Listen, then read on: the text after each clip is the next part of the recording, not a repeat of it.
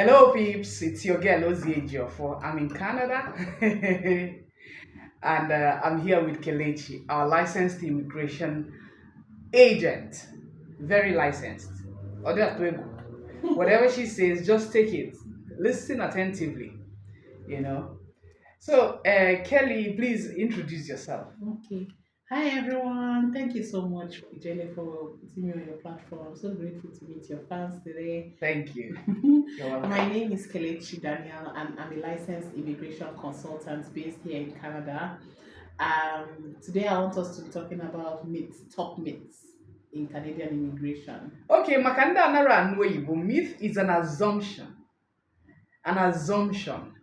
Echem na ọ dịkwa m ka a sị na enwere mgbe ekwu na all those na approach is what we're talking about this evening. So the top myth in Canadian immigration.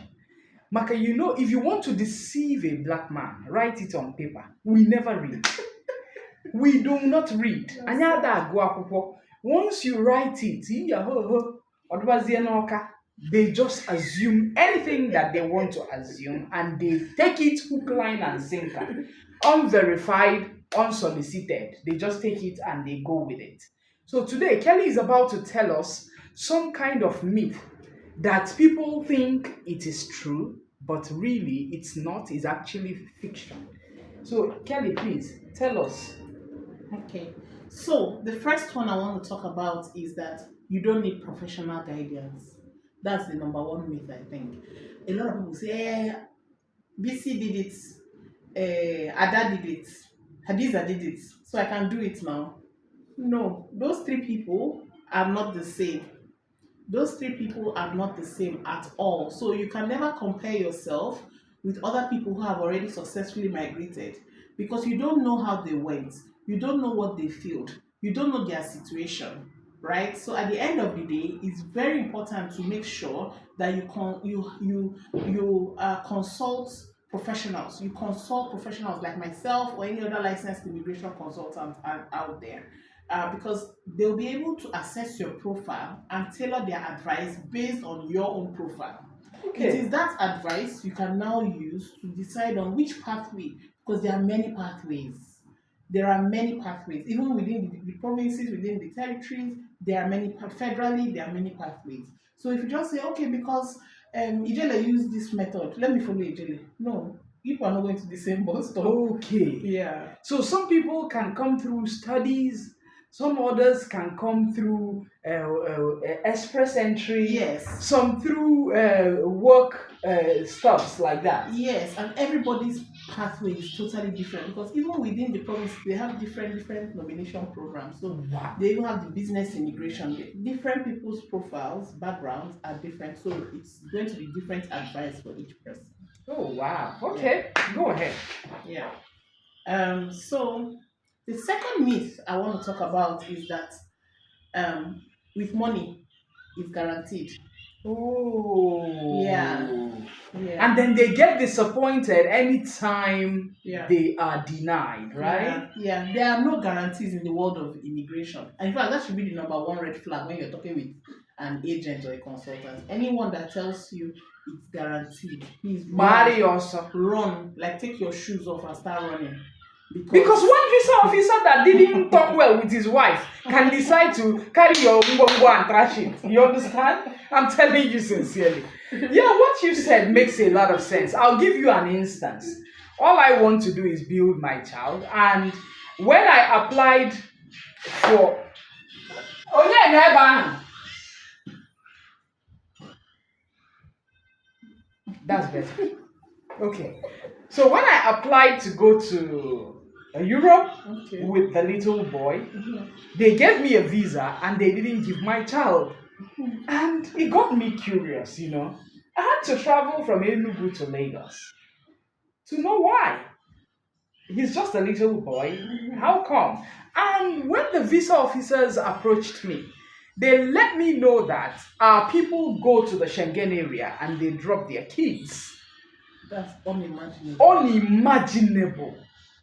I said, how? What? They said they've got lots of children dropped by Nigerians on their streets of Paris.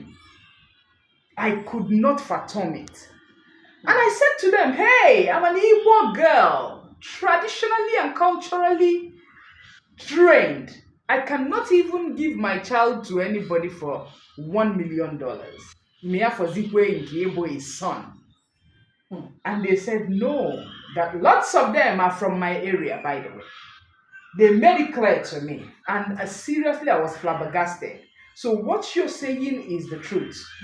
There is no assurance with anything visa application. Just do the needful, the much you can, and just pray that the person going through your file is just sound and going through it. And maybe not having some migraine. Just let everything that is required from a visa application be there. That's all you need.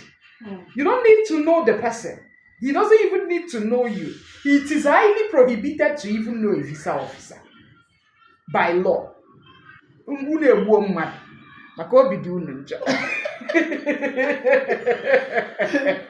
So go ahead, honey. Yeah, so just one more that I think is really pressing, and I really hear a lot, is the fact that people say once you have a visitor visa, that's all you need. You just get lost from there. And I'm like, get lost from there? What about work permit? What about your permanent residence? What about your citizenship? What about what makes you legally present? Present, being felt in a country. You know? See, once you have your visitor visa, then you can disappear. And a lot of people have truly disappeared with visitors visa. Yeah. I'm not kidding. Yeah. A lot of people have truly disappeared with visitor visa. I know a couple of people who have told me, Ijele, you know what? Nalo ha duro that side. Naluzie ba. But imagine I carry honoko. You don't understand? Imagine I carry hori. You understand? I do not know the process of coming into a country that is so difficult. That is so difficult that I cannot bend down in a given year and plan it and sort it out. Let me get denied, I'll reapply again. Right? And then come here legitimately to begin something nice. Yeah, what happened to having a good name? Exactly. Because the lie you bring in has to be sustained. You know they don't know that. The lie you tell as Onyerida Aduro has to be sustained. Subsequently, daily living a lie. You will just be living in a shackle of lies. And even the country knows you're lying. And they just want to give you a soft landing because they need people around the country. And that's why you're maintaining your lie and they are looking at you. It's not like they place 2 or 3 calls to the place you're lying about. They can't get the truth. They are just being lenient. So people like me now, we get face. When people know. You know how many times you walk on the street and in Canada, me and you, and you see people, Ijele, right? You know? Yes. You know how I went to Windsor and the madam who was organizing the film festival, immediately she was coming in with some people. One person, hey, Ijele, you know? And the madam was shocked. Now you can imagine. I can say, let me go and reagro, and then there are black people there, and the person there will just see me and say, hey, Ijeri Sokubia. You know, he will say this one that follow come. Yeah. That's what it is. Yeah. So seriously, you need to really be consistent and be honorable. Can a country just know you without lies or the honorable? See, they don't like it when you say the truth. You just think you're saying a lie and they believe the lie. They just want to believe you. Not like they don't know when you're lying. They're highly intelligent. Very intelligent. They are very smart, really. Before your body language. With your body language, they know what you're doing. And that's why US visa is the easiest visa, yet the most difficult visa. Because everybody wants to go for tourist visa. Tourism. I want to go and do tourism. You know, you just want to go and do tourism. Why can you not go to Obudu Cattle Ranch? Ebi Cholije tourism. It's not a joke. Ezioku ka nna agwa gị. I've been there 3 times, I've been denied 3 times. So it's good people understand that you can be denied a visa. That's right. I've been to the United States Embassy 3 times and I've been denied 3 times. 2 normal visitors visa, 1 transit visa. Just transit visa in Gejibia, Canada, because their ticket was cheaper. They denied me. I started smiling with their Addis Ababa visa officer.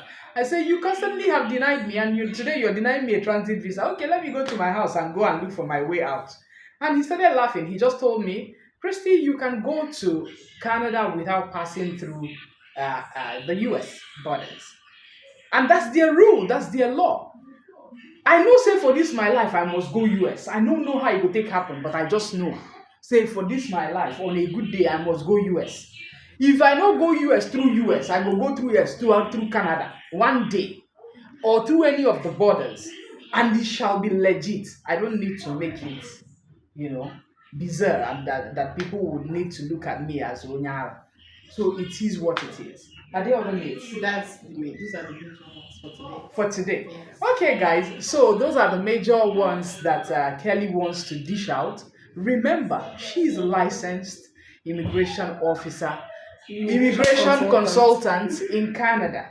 You can call her morning, afternoon, night. Trust me. So Kelly, you would need to tell them your number, because half the time they disturb me so much, even at night. Okay. It's on our website. I prefer that they go to the website. Yeah, so that they can see other information that may interest them. Okay. So it's lafavtravels.com.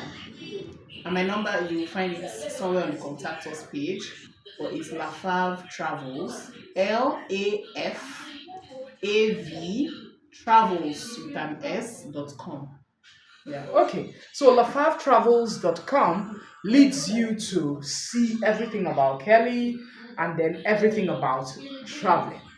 What you need to do, what you need to pay, how you will see people who will talk to you.